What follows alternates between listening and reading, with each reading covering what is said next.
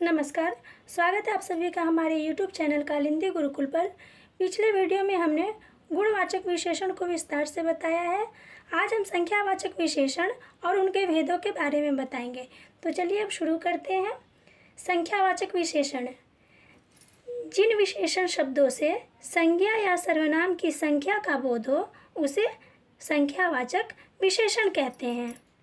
जैसे 3, 4, 5, दोगुना, तिगुना आदि, यानी कि जहाँ पे संख्या का बोध हो उसे संख्यावाचक विशेषण कहेंगे। अब हम जानेंगे संख्यावाचक विशेषण के भेद। आइए अब जानते हैं संख्यावाचक विशेषण के दो उपभेद हैं, निश्चित संख्यावाचक विशेषण और अनिश्चित संख्यावाचक विशेषण। चलिए अब हम समझेंगे निश्चित संख्यावाचक विशेषण। जिन विशेषण शब्दों से निश्चित संख्या का बोध हो उसे निश्चित संख्यावाचक विशेषण कहते हैं। जैसे एक लड़का, 25 रुपये, 2 रोटी, 11 खिलाड़ी आदि, यानी कि यहाँ पे लड़का की संख्या क्या है? 1 है। कितने रुपए हैं? 25 रुपये हैं। कितनी रोटियाँ हैं? 2 रोटियाँ हैं। कितने खिलाड़ी हैं? 11 खिलाड़ी, यानी कि यहाँ पे लड़का, रुपए, रोटी और खिलाड़ी की संख्या निश्चित बताया गया है। चलिए अब निश्चित संख्यावाचक विशेषण को वाक्य प्रयोग द्वारा समझेंगे। पहला उदाहरण है, मैं 3 घंटे खेलूँगा। इस वाक्य में आप देख सकते हैं 3 घंटे निश्चित संख्यावाचक विशेषण है, क्योंकि यहाँ पे समय क्या है? निश्चित है। दूसरा उदाहरण है, पेड़ पर 4 बंदर बैठे हैं। 4 है निश्चित संख्यावाचक विशेषण, क्योंकि यहाँ पे बंदर की संख्या निश्चित बताया गया है। तीसरा उदाहरण है, मेरे पास 50 रुपये हैं। इस उदाहरण में 50 रुपये क्या है? निश्चित संख्यावाचक विशेषण, क्योंकि यहाँ रुपये की संख्या निश्चित बताई गई है। अब हम बढ़ते हैं अगले उदाहरण की ओर। अगला उदाहरण है, 6 केले ले आओ। इस वाक्य में आप देख सकते हैं 6 क्या है? निश्चित संख्यावाचक विशेषण, क्योंकि यहाँ पे केले की संख्या निश्चित बताया गया है। अगला उदाहरण है, राम कक्षा 5 में पढ़ता है।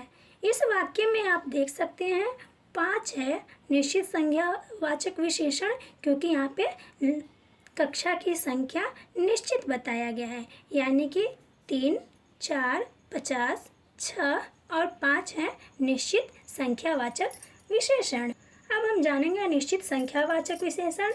चलिए जानते हैं, जिन विशेषण शब्दों से अनिश्चित संख्या का बोध हो उसे अनिश्चित संख्यावाचक विशेषण कहते हैं।